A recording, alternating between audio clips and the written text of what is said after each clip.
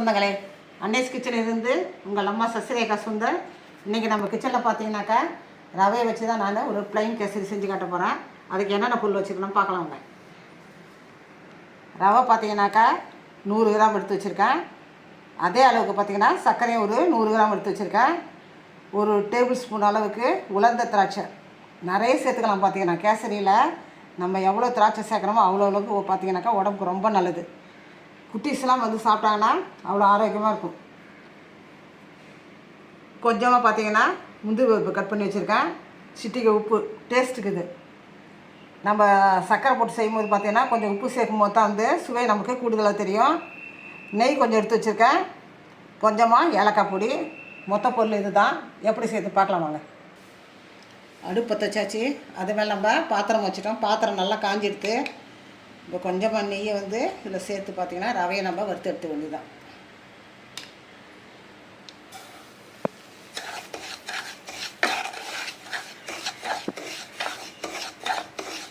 நல்லா கை பொறுக்கிற சூடு வர வரைக்கும் நல்லா வறுக்கணும். தொட்டு பார்க்கணும். நம்ம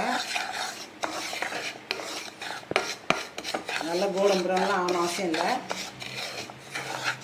நல்லா கை பொறுக்கிற சூடு வறுத்தாலே போதும். நல்லா சூடு ஏறி வச்சு பார்த்தீங்கன்னாக்கா 2 நிமிஷம் கூட அவ்வளோதான் நம்ம வறுக்கிறதுக்கு. மொத்தமே ஒரு 7 நிமிஷம் அவ்வளோதான். இந்த கேசரி செய்யறதுக்கு ஒரு 7 நிமிஷம் தான் ஆகும். இப்போ பாத்திரத்தை நம்ம இதை மாற்றி வேணும். கொஞ்சமாக நெய் போட்டு முந்திரி திராட்சை வறுத்துருத்துக்கணும்.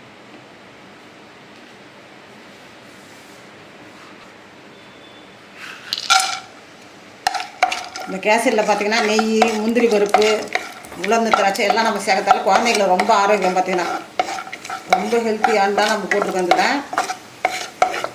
இதே மாதிரி ஈவினிங் பார்த்திங்கன்னா ஸ்கூல் விட்டு வர குழந்தைங்களுக்கு இது மாதிரி செஞ்சு கொடுக்கலாம். நீங்கள் ரொம்ப சிம்பிளாக இருக்கும். அதே சமயம் ஸ்வீட் பிடிக்கிற குழந்தைங்களுக்கு இந்த மாதிரி செஞ்சு கொடுத்தீங்கன்னா ரொம்ப ஆரோக்கியமாக இருக்கும். வேறு ஒரு பாத்திரத்தை மாற்றி வந்துட்டோம். இப்போ பார்த்திங்கன்னா திராட்சையை நம்ம வறுத்து எடுத்துக்கலாம்.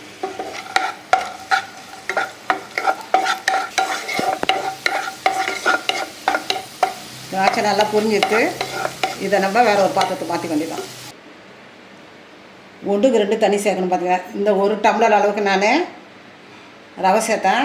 இந்த 1க்கு 2 இப்போ நம்ம தண்ணி சேர்க்கணுங்கள.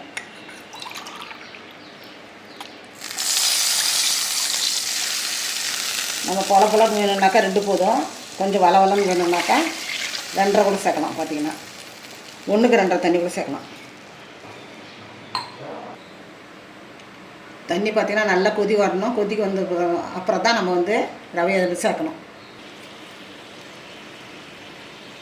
தண்ணி நல்லா கொதி வந்துட்டு இப்போ நம்ம இதை ரவையை கொஞ்சம் கொஞ்சமாக சேர்க்க வேண்டியது தான்.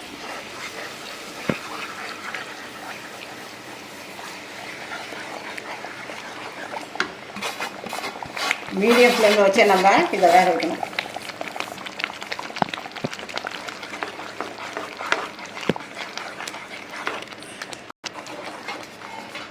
மீடியம் ஃப்ளேமில் வச்சு பார்த்தீங்கன்னாக்கா இதை நல்லா கட்டிப்படாமல் நம்ம கிண்டணும்.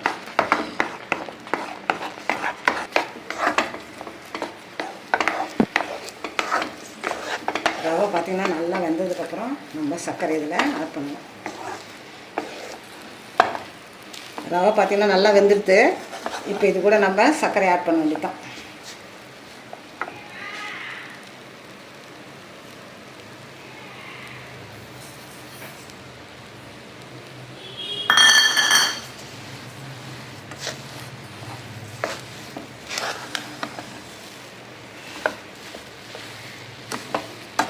நல்லா கரைஞ்சதும் பார்த்திங்கனாக்கா கொஞ்சமாக நெய் சேர்த்து ஏலக்காய் பொடியெலாம் சேர்த்து நம்ம இறக்கி வைக்க வேண்டியது. கொஞ்சமாக பார்த்திங்கன்னா சால்ட் இதை நம்ம ஆட் பண்ணிக்கோம். நல்லா ஸ்வீட் அதிகமாக தெரியுது தான். ஒரு சிட்டிக்கு தான் இது, ரொம்ப ஒன்றும் இல்லை. இது கூட வந்து கொஞ்சமாக ஏலக்காய் வந்து சில பேர் பிடிக்கும், சில பேர் பிடிக்காது. பார்த்திங்கன்னா நீங்கள் பேத்திங்களாம் பார்த்திங்கன்னா ரொம்ப பிடிக்காதுன்னா நான் கொஞ்சமாக தான் ஆட் பண்ணுறோம். ஏலக்காய் பிடிக்கிறவங்க நல்லா தாராளமாக ஆட் பண்ணிக்கோங்க. ஏலக்காய் தூள் பார்த்திங்கன்னா பிடிக்கிறவங்க கொஞ்சம் அதிகமாக சேர்த்துக்கோங்க. இப்போ நம்ம வறுத்து வச்ச முந்திரி திராட்சையும் இதில் சேர்த்துக்கலாம். மொத்தமாக 7 நிமிஷம் கூட அவ்வளோ. பார்த்திங்கன்னா இது செய்யறதுக்கு அவ்வளோ ரொம்ப சிம்பிள். நம்ம வீட்டுக்கு வந்து கெஸ்ட்டு வந்தால் கூட அந்த செஞ்சு கொடுக்கலாம் பார்த்தீங்கன்னா.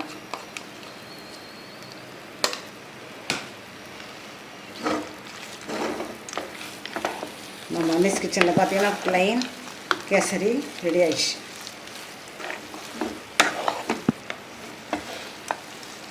இப்போ நான் ஒரு வேறு பிளேட்டுக்கு நான் இதை மாற்றி காட்டுறேன். நம்ம அனீஸ் கிச்சனில் பார்த்தீங்கன்னா இன்றைக்கி ரவையை வச்சு தான் நான் ஒரு ஹெல்த்தியான ஒரு ரெசிபி செஞ்சுருக்கேன். இது பார்த்தீங்கன்னாக்கா ரவா கேசரி, ப்ளைன் கேசரி. நம்ம வந்து ஃபுட் கலர் எதுவுமே இதில் சேர்க்கலை. நெய், முந்திரி, திராட்சை எல்லாமே பார்த்தீங்கன்னா ரொம்ப ஆரோக்கியமானது. அதெல்லாம் சேர்த்து செஞ்சுருக்கோம்.